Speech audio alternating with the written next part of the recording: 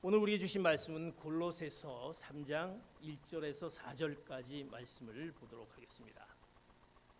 신약 성경 우리말 성경 236면 골로새서 3장 1절에서 4절까지 말씀. 우리가 4절인데요. 4절을 우리가 한 목소리로 합독하도록 하겠습니다. 1절부터 4절까지 우리가 말씀을 생각하며 같이 말씀을 합독하겠습니다. 시작. 그러므로 여러분이 그리스도와 함께 살리심을 받았으니 위에 있는 것들을 추구하십시오. 거기에는 그리스도께서 하나님의 오른편에 앉아 계십니다. 위에 있는 것들을 생각하고 땅에 있는 것들을 생각하지 마십시오. 여러분은 이미 죽었고 여러분의 생명은 그리스도와 함께 하나님 안에 감춰져 있기 때문입니다. 여러분의 생명이신 그리스도께서 나타나실 때 여러분도 그리스도와 함께 영광 가운데 나타날 것입니다. 아멘. 나를 따르라 주님께서 우리에게 말씀하신 나를 따르라는 그 말씀에 우리는 자기를 부인하고 자기 십자가를 지고 나를 따르라 주님께서 이렇게 말씀합니다.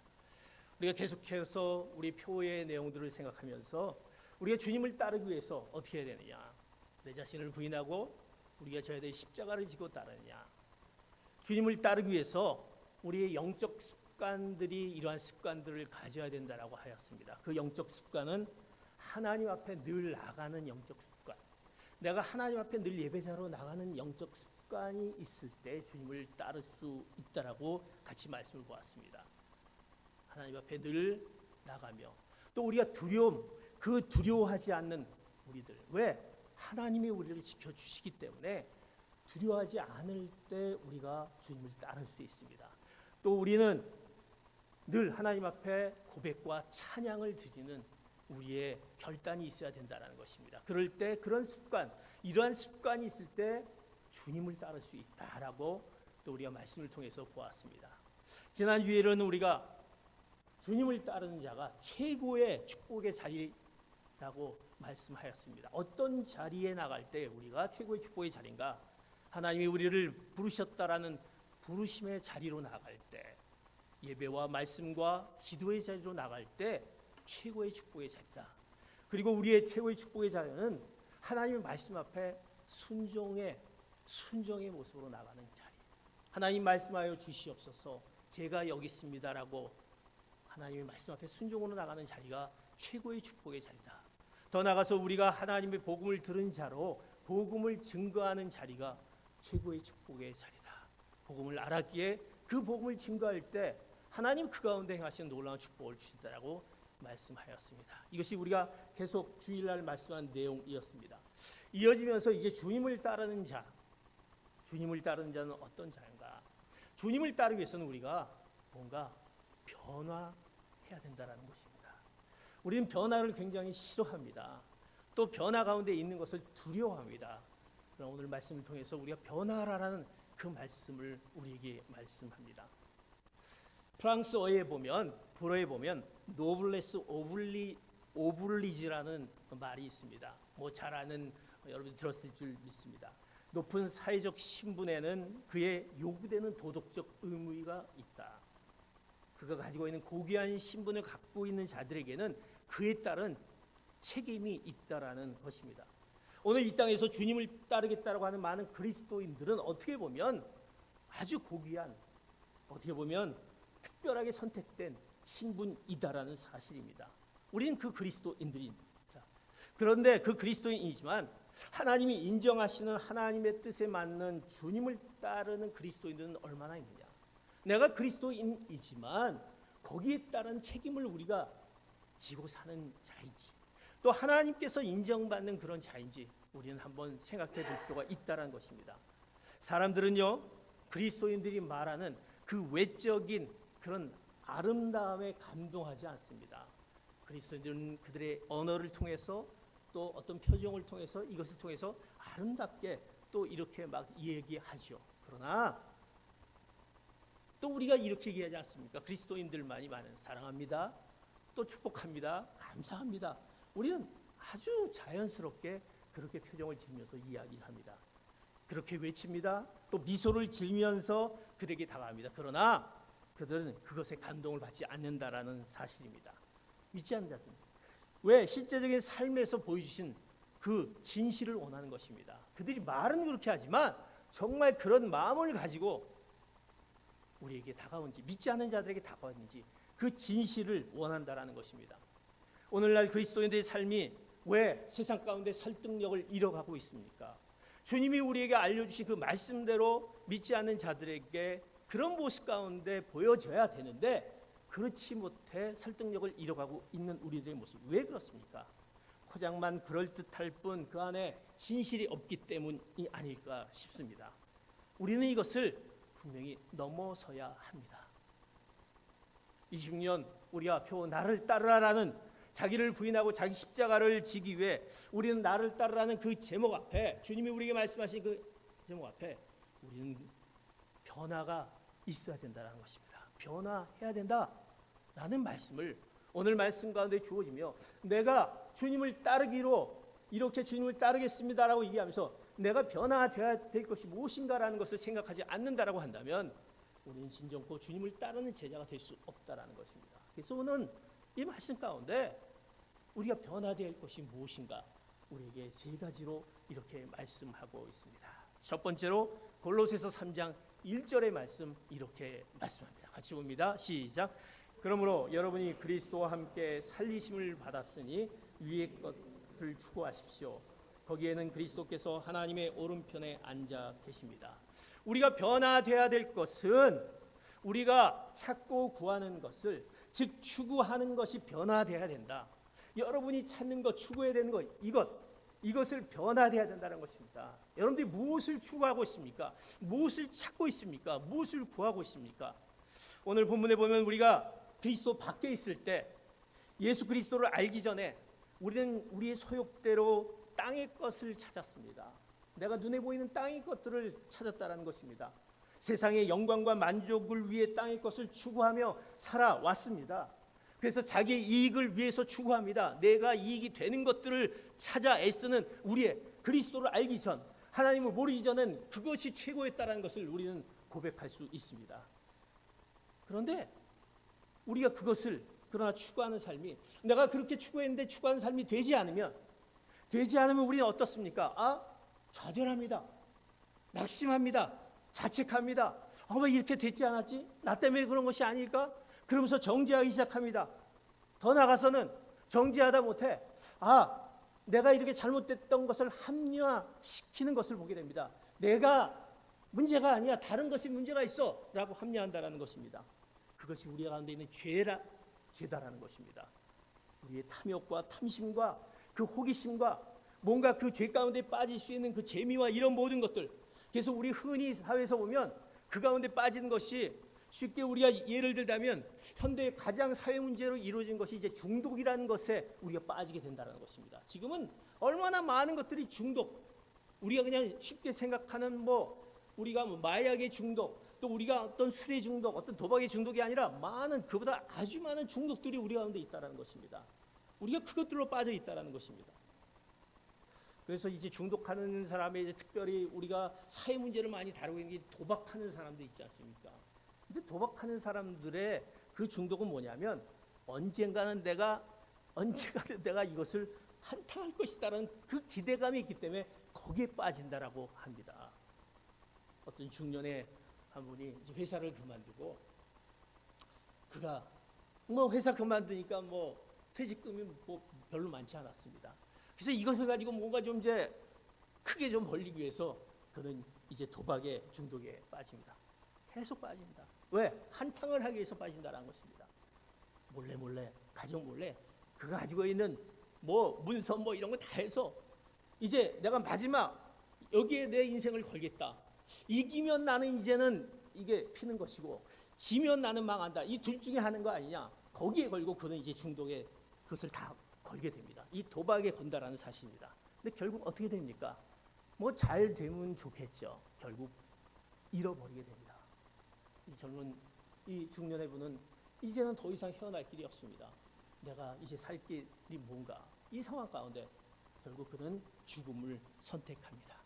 그래서 죽음을 선택하면서 그래도 죽으면서 쪽지 하나를 남기게 됩니다. 가족들에게. 그 쪽지 남긴 가족에 이런 쪽지의 내용이 있습니다. 내가 이럴 줄 알았다. 내가 이럴 줄 알았다. 아니 그럴 줄 알았으면서 왜 진작 그만두지 못하고 분명히 이럴 줄 알았다 하면서 왜 그렇게 했는지.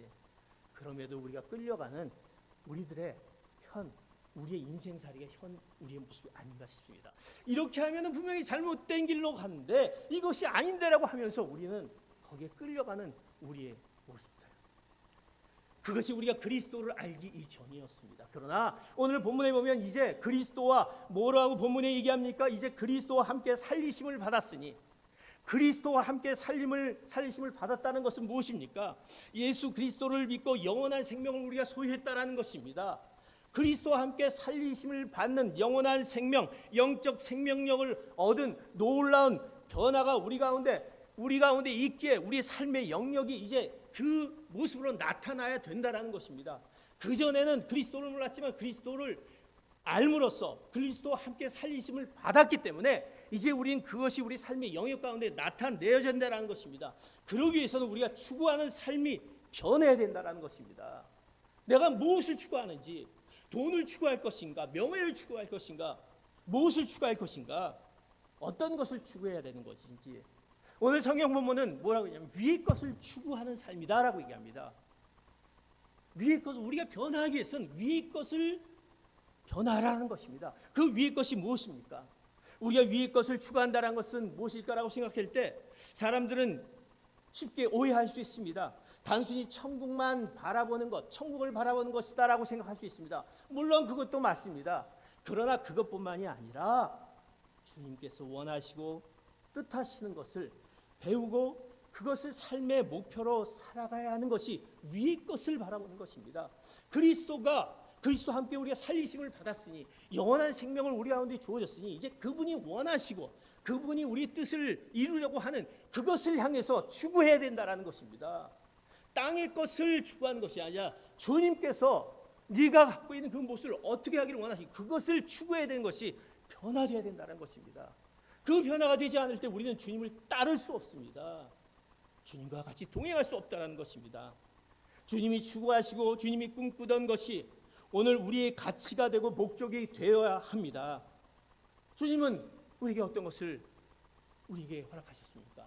죄인인 우리를 사랑하신 것처럼, 우리를 사랑해서 이 땅에 오신 것처럼 우리도 이제 우리 주변의 사람들을 사랑하는, 우리 추구하는 것이, 우리의 사랑이 주님이 사랑한 것처럼 우리가 그들을 사랑할 수 있는 것이 우리의 사랑의 변화가 있어야 된다는 것입니다. 또 어떤 변화가 있어야 됩니까? 주님이 뭐라고 말씀하셨습니까? 주님이 거룩하신 것 같이 우리도 거룩한 삶을 추구해야 된다.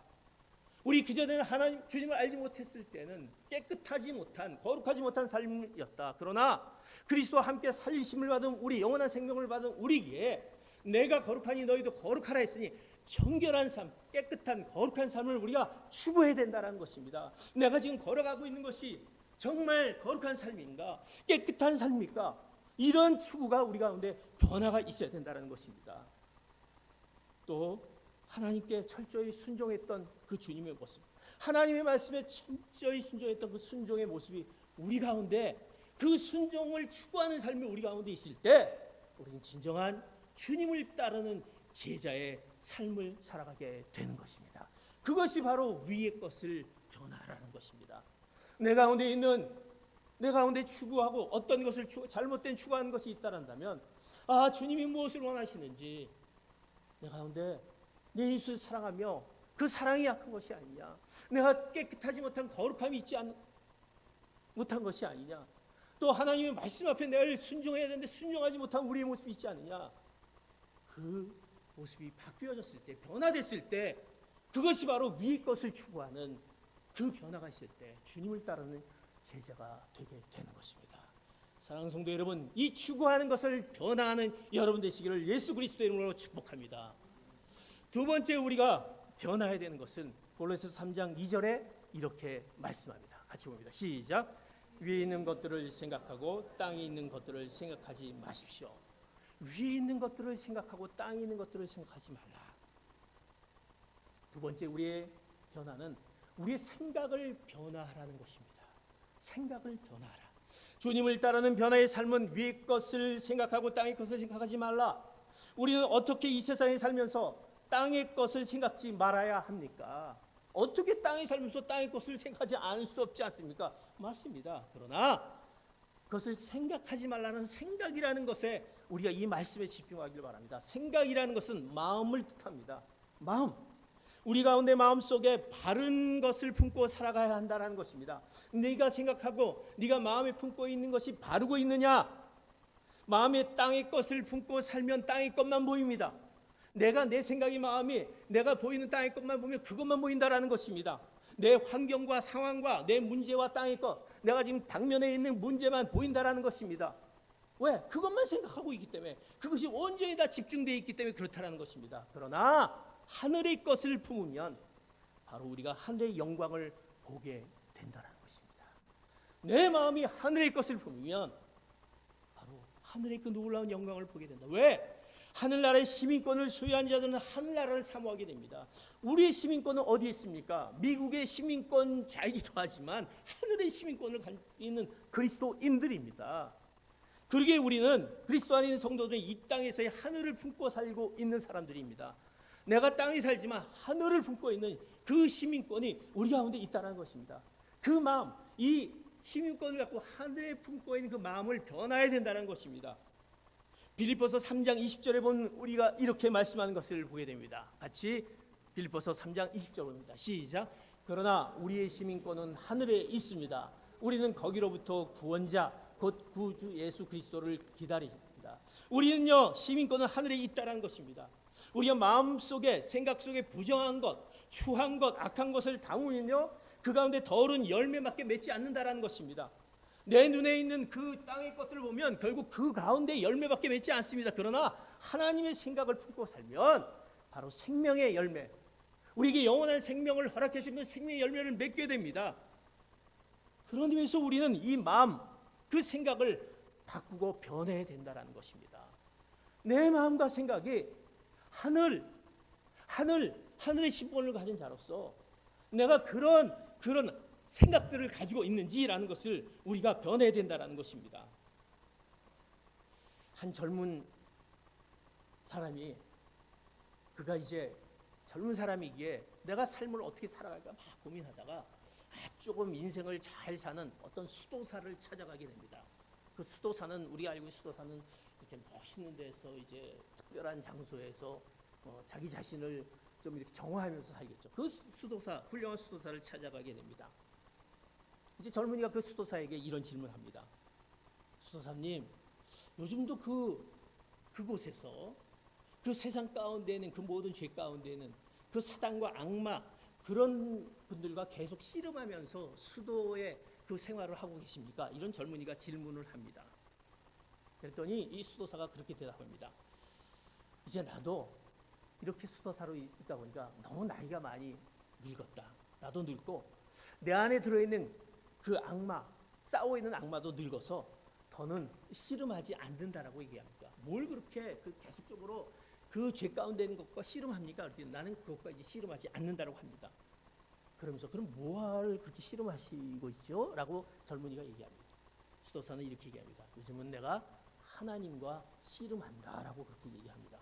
젊은이는 물었습니다. 하나님과 씨름한다라고요? 하나님과 씨름한다는 것은 하나님과 씨름해서 이기려고 하는 거 아닙니까? 어떻게 하나님을 이기려고 씨름하고 있습니까? 그랬더니 나이든 수도사가 이렇게 얘기합니다. 아닙니다. 하나님께 지기 위해 끊임없이 씨름합니다라는 것입니다. 내가 지기 위해 씨름한다라는 것입니다. 사랑하는 성도 여러분, 우리는 계속적으로 내려놓지 못하고 하나님 앞에 뭔가를 얘기하지만 내 자신을 내려놓지 못하고 내 자신을 지지 못한 상태에서 우리가 하나님과의 관계를 혹시 맺고 있지 않습니까? 우리는 하나님 앞에 예배의 자로, 말씀의 자로, 기도의 자리로 와서 바로 하나님을 찾는 이유가 무엇입니까? 여러분들이 이 자리에 와서 찾는 이유가 무엇입니까? 내 원하는 거, 내 필요한 거, 물론 그것도 있겠죠. 그러나 분명히 나를 내려놓기 위해 이 자리에 와야 된다는 것입니다. 하나님 앞에 우리가 세상 가운데 나를 얼마나 나를 세워놓고 살았습니까? 한 주간에 이제 그것을 내가 내려놓기 위해서 이 자리에 온다. 하나님, 제가 이것을 내려놓게, 하나님 앞에 내려놓게, 하나님 앞에 나왔습니다. 그럴 때 우리는 하나님과의 진정한 만남을 우리가 가질 수 있다는 것입니다. 우리가 하나님 앞에 와서 하나님께 예배를 드리는 자입니까? 나는 그 무엇을 위해, 내가 원하는 것을 위해 찾기 위해서, 드리기 위해서 이 자리에 오셨습니까? 내가 하나님께 지기 위해서입니까? 하나님을 이기기 위해서입니까? 내가 사랑할 수 없는 자를 꺾기 위해서, 이루려 하는 것들을 꼭 이루려고 하기 위해서 내가 이 자리에 와서 하나님 울부짖고 있습니까? 내가 꺾어져야 한다는 것입니다. 내가 내려놓고 내가 져야 한다는 것입니다. 하나님은 그걸 원하신다는 것입니다. 그것은 내 생각과 마음을 변화하지 않으면 절대 주님께서 우리에게 들려주신 그 음성을 들을 수 없다는 것입니다. 나를 살려놓고, 나를 세워놓고 하나님 앞에 나온들 하나님이 이 예배를 어떻게 받으실 것이고, 하나님이 우리 가운데 어떻게 응답을 할 것이겠습니까? 로마서 12장 2절에 우리에게 이렇게 말씀합니다. 같이 봅니다. 로마서 12장 2절 시작. 여러분은 이 세대를 본받지 말고 오직 마음을 새롭게 함으로 변화를 받아 하나님의 선하시고 기뻐하시고 온전한 뜻이 무엇인지 분별하도록 하라. 오직 마음을 새롭게 함으로 변화를 받아라. 마음을 새롭게 하고 변화를 받아라. 사도 바울은요, 그 생각의 변화 없이는 결코 하나님을 기쁘시게 하고 온전하신 뜻을 이룰 수 없다라고, 주님을 따를 수 없다라고 말씀합니다. 그래서 우리는 날마다 그 마음을 점검해야 됩니다. 내 생각을 점검해야 됩니다. 무엇으로? 하나님의 말씀 앞에서 내가 정말 내가 이게 바르고 하나님의 말씀대로 행하고 있는지 그것을 조율해야 된다는 것입니다.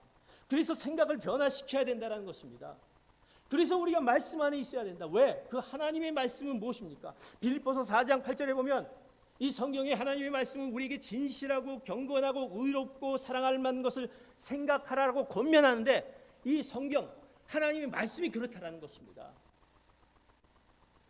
사랑하는 성도 여러분, 내 생각, 내 마음이 변하지 않으면 우리는 주님을 따를 수 없다라는 것입니다.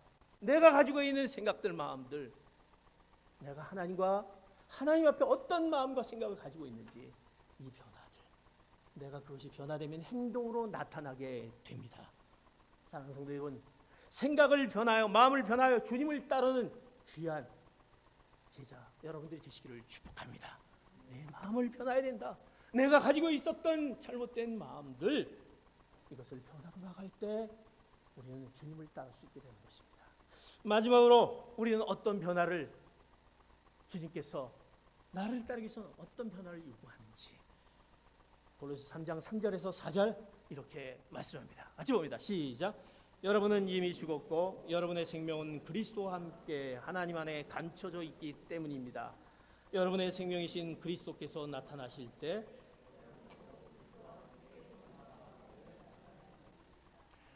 우리의 변화는 세 번째로 바라보는 것을 변화해야 된다는 것입니다. 바라보는 것을 변화해라. 여러분은 무엇을 바라보고 있습니까? 주님을 따르는 변화 세 가지를 오늘 골로새 3장 3절과 4절에 이 세 가지를 너희들이 변화해야 된다라고 말씀합니다. 첫 번째 보면 우리의 변화는 어떤 변화입니까? 우리는 어떤 존재입니까? 우리는요, 존귀한 존재임, 내가 존귀한 존재다라는 것을 바라보라는 것입니다. 사랑하는 성도 여러분, 여러분 자신을 보면서 여러분은 어떻게 생각합니까? 나는 존귀한 존재야. 하나님이 나를 이렇게 귀하게 여기셨어라는 것을 생각하면서 내 자신에 대한 그 바라봄이 있습니까? 이 바라봄이 없으면요, 건강하지 못합니다. 건강한 삶을 살지 못한다라는 것입니다. 늘 우리 가운데 부정과 불만과 늘 우리 가운데 찡그림과 낙심과 이 가운데 있다는 것입니다. 그러나 내가 존귀한 자다라는 것을, 존재다라는 것을 알면 우리는 건강한 삶을 살게 됩니다. 오늘 성경은 얘기합니다. 오늘 3절에 뭐라고 얘기합니까? 여러분의 생명이 그리스도와 함께 하나님 안에 감춰져 있기 때문이다라고 있습니다. 여러분의 생명이요, 그리스도와 함께 하나님 안에 감춰져 있다. 이건 놀라운 말씀 아닙니까? 우리의 생명이 하나님 안에 감춰져 있다. 그것은요, 우리가 가장 안전한 곳에 그리스도의 품 안에 보관되어 있는 자다라는 것입니다. 여러분, 우리가 그리스도 안에 품 안에 보관되는 우리입니다. 여러분은 왜 자꾸 그 안전한 것을 그리스도 안으로 두지 않고 자꾸 세상을 향해서 둡니까? 세상에 갖고 있는 돈, 명예, 여러분이 갖고 있는 집, 여러분이 갖고 있는 건강, 자녀 이런 것에 자꾸 안전함을 찾고 있지 않습니까? 한번 찾아보십시오. 얼마나 그것이 찾게 되는지. 오늘 성경은 얘기합니다. 무엇을 바라보느냐? 여러분들이 바로 가장 존귀한 그리스도 안에 품 안에 있다라는 사실을 여러분 오늘 말씀해 주지 않습니까? 하나님 안에 있는 성도는 그 누구도 내가 너를 품 안에 안고 있기 때문에 누구도 건드릴 수 없다. 너를 빼앗을 수 없다. 왜? 그리스도의 품 안에 감춰져 있다는 것입니다. 그러기에 우리는 존귀한 존재라는 것을 알고 그것을 바라보는 여러분이 되어야 된다는 것입니다. 그럴 때 우리는 건강한 삶을 살게 됩니다. 성경은 우리에게 얘기합니다. 로마서 8장 35절에 우리를 이렇게 말씀하는 것을 보게 됩니다. 시작. 누가 우리를 그리스도의 사랑에서 끊을 수 있겠습니까? 환난이나 공고나 핍박이나 배고픔이나 헐벗음이나 위험이나 칼이겠습니까? 여러분 우리의 현재 환경은 이런 환경들이 우리 가운데 막 다가와서 우리를 쓰러뜨리죠. 우리를 건강하지 못하게 만들죠. 우리가 바라보는 것들을 점점 더욱더 세상 가운데 뺏기게 된다는 것입니다. 그러나 이제 그리스도 안에 감춰져 있다라는 그것을 우리가 이 말씀 가운데 그것을 믿음으로 내가 받아들인다면 내가 얼마나 존귀한 존재임을 알게 되지 않습니까?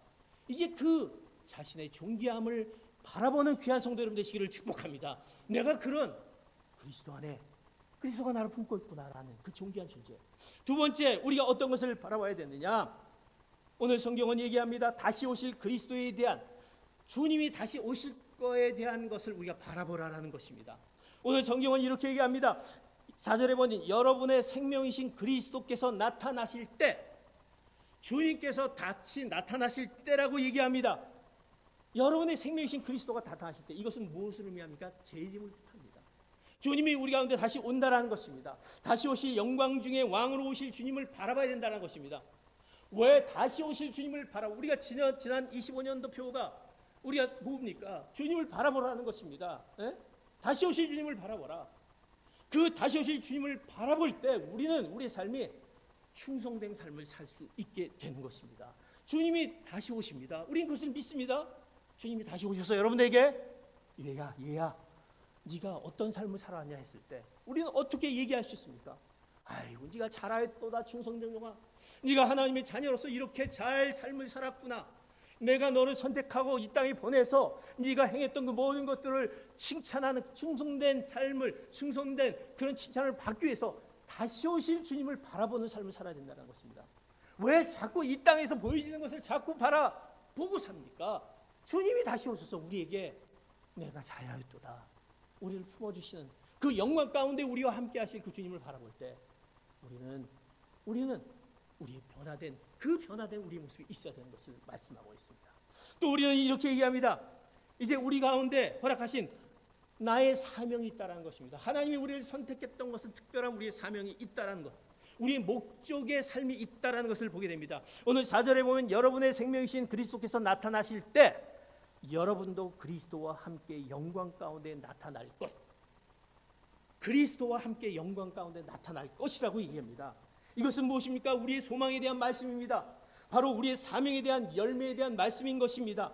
주님 앞에 서는 날 부끄럽지 않게 해서 우리의 사명을 얼마나 잘 감당했는지, 우린 그저 태어난 것이 아니라 너를 태어나게 해서 하나님이 너를 통해서 하나님의 놀라운 복음의 증거, 복음의 역사를 나타내게 하나님의 특별한 사명이 있기 때문에 그 사명 가운데 이제 내가 내 사명을 바라보며 하나님 나에게 주어진 것을, 내가 맡겨진 일을 내가 감당했다는 사명을 바라봤을 때 우리는 우리 가운데 놀라운 우리의 변화가 우리 가운데 있게 되는 것을 보게 됩니다. 그럴 때 우리가 어떤 목적 있는 삶을 살아가는지 우리는 그것을 알게 됩니다. 우리의 목적은 하나님을 영화롭게 하고 하나님을 기쁘시게 하는 삶이 아닙니까? 그 사명을 감당하는 것을 바라볼 때 하나님이 기뻐하는 삶을 살아가게 되는 것을 이야기하고 있습니다.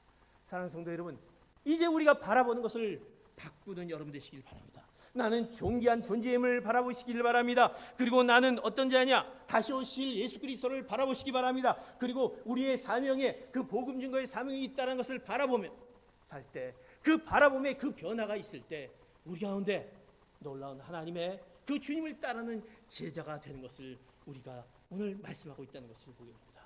사랑하는 성도 여러분, 우리의 이 바라보는 것을 변화하는 여러분 되시기를 축복합니다. 마지막 한 가지 얘기를 들고 마치려고 합니다. 언젠가 얘기했던 1936년도 베를린 올림픽에 출전한 그 육상 루이스 잠 페리라는 그 자의 그 생애에 대한 부분이 있습니다. 그는요 2차 세계대전에 참전을 하게 됩니다. 근데 그곳에서 이제 결국 그 전쟁 가운데 이제 태평양에 그가 47일 동안 이제 표류하게 됩니다. 표류하면서 47일이니까 어마어마한 시간이죠. 근데 그 가운데 이제 적군의 일본에 의해서 포로 수용소에 잡혀가게 됩니다. 포로가 됐으니 얼마나 극심한 그 어려움이 그에게 다가옵니까? 그에게 고문과 또 악몽과 불면증과 막 고통 가운데 너무나도 공포 가운데 있으면서 그곳에서 이제 감옥 생활을 하게 됩니다. 그리고 표류하는 가운데 그 세계 대전 가운데 죽었던 많은 전우들이 막 생각하게 되면서 그 전쟁의 휴증으로 막 그가 아주 이상한 그 삶을 그가 막 연상하게 되는 것을 보게 됩니다. 그러나 어쨌든 살아오게 됩니다. 그러면서 그는 다시 살아와서 어느 날 어떤 모임에 참석을 하게 됩니다. 그 모임 가운데 어떤 목사님이 말씀하신 것이 있습니다. 목사님이 이런 말씀하십니다. 사랑하는 성도 여러분, 주님에 대해서 여러분들을 소개하기를 원합니다. 주님은 우리의 죄를 짊어지고 이 땅에 오셨습니다. 그리고 이제 다시 살아나셔서 부활하셨습니다. 그 주님 앞에 여러분을 드리기를 원합니다. 주님이 여러분을 사랑하십니다. 드리기를 원합니다. 주님이 여러분들 앞에 행하시는 그 모든 뜻이 있음을 기억하기 바랍니다. 이 루이스는 화가 났습니다. 아니 내가 내 삶을 이렇게 힘들고 어려운 가운데 있었는데 주님이 누구란 말이야? 그 목사님은 바로 빌리 그레암 목사님이셨습니다. 그 말씀을 들었는데 그게 들어오지 않습니다. 화가 잔뜩 났습니다. 내가 이런 삶 가운데 있는데 뭘 주님이 어떤 분이고 내가 그분을 위해 살라는 거야? 그러면서 그는 이런 모임에 내가 참석할 필요 없다. 그러면 박차고 나가려는 그 순간 도저히 나갈 수 없는 발을 묶어놓는 그 한 무엇이 있었습니다. 나가는데 발이 떨어지지 않습니다. 그러면서 그가 그 머릿속에 번뜩 생각나는 것이 뭐였냐면 그가 태평양에서 47일 동안 표류하면서 그 힘든 과정 가운데 그것이 갑자기 떠오르게 됩니다. 그런데 그 표류하면서 그가 뭐라고 얘기했냐면 그가 이렇게 얘기했습니다. 하나님, 만약 저를요 살려주신다면 저는요 저를 살려주신다면 당신이 저를 살려주시면 제 삶을 드리겠습니다. 이 고백을 했거든요. 47일 새까맣게 잊어버렸던 거예요. 그 47일 동안에 그것이 갑자기 생각이 나게 된다는 것입니다. 그는 내가 분명히 이렇게 했고 내가 지금 이렇게 살아있는데 그는 그가 겪었던 그가 지금 했던 것을 이제 다시 생각하면서 그 자리에서 불평하게 되고 알겠습니다. 저는 이제 주님을 제 마음 가운데 모시겠습니다. 제 인생을 주님께 드리는 사명자의 삶을 살아가겠습니다. 그래서 그가 마지막 죽기 전까지 복음을 전하는 그런 화해와 용서의 복음을 전하는 신앙 전도사로 살았던 그 루이스 잠페리의 일생의 이야기입니다. 여러분 어떻습니까? 여러분들이 힘들고 어려웠을 때 분명히 있었을 것입니다. 그랬을 때 여러분들은 뭐라고 했습니까? 주님 제가 이 상황에서 저를 살려주십시오. 제가 이 상황을 해결해 주시기를 원합니다. 이것이 해결되면 제가 하나님 앞에 어떤 모습 가운데 나는 이렇게 하겠습니다라고 우린 분명히 얘기했을 것입니다. 그런데 지금은 어떻습니까? 지금의 상황들이 조금 어렵고 힘들고 지금의 상황들이 이랬을 때 여러분 어떻습니까? 언제 내가 그거 얘기했지? 새까맣게 잊어버릴 수 있다는 것입니다. 우리에게 그 사명이 있다는 것을 바라보시기 바랍니다. 하나님은 그저 우리에게 이 땅에 태어나게 한 것이 아니다라는 그 사명, 우리는 그것 때문에 하나님과 점점 멀어지기 시작합니다. 하나님을 멀리하게 됩니다. 점점 하나님 앞에 가까이 가는 것을 두려워하게 됩니다. 하나님은 계속 찾고 계시는데 하나님이 이것이 아니다, 너 이래서는 안 된다라고 얘기하는데 알려주는데 주변의 상황을 통해서 깨닫게 하는데도 우리가 그것을 알지 못한다고 한다면 우리가 바라보는 것이 잘못되고 있다는 것입니다. 사랑하는 성도 여러분, 바라보는 것을 변화하는 여러분 되시기를 축복합니다. 우리의 변화는 우리 추구하는 것을 변화해야 됩니다. 우리가 생각하는 것을 변화해야 됩니다. 바라보는 것을 변화해야 됩니다. 그럴 때 20년도 나를 따르는 주님을 따르는 제자의 삶을 살아가게 되는 것입니다. 이제 주님을 따르는 제자의 삶을 우리 변화를 통해서 다른 사람이 변하면 내가 변하겠다가 아니라 내가 이런 변화된 삶을 통해서 이제 주님을 진정으로 따르는 귀한 제자의 삶을 살아가는 성도 여러분 되시기를 예수 그리스도의 이름으로 축복합니다. 기도하겠습니다.